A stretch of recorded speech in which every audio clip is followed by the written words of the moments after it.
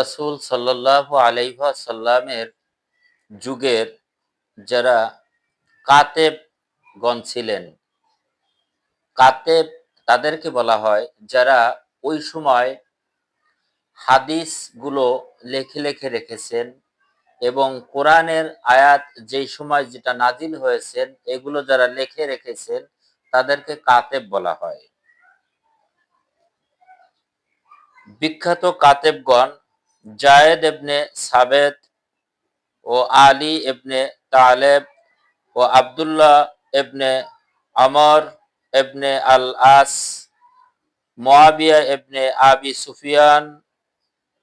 উবাইয়া ইবনে কাব, খালিদ ইবনে সাঈদ ইবনে আস, আবু বকর ও ওমর ইবনে খাত্তাব ও ওসমান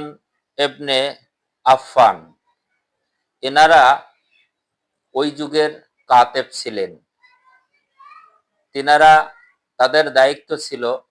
যেই সময় কোরআনের ওহী নাজিল হয়েছে, আয়াত নিয়ে আসছে, এটাও তিনারা লিখে রাখতেন এবং আল্লাহর নবীর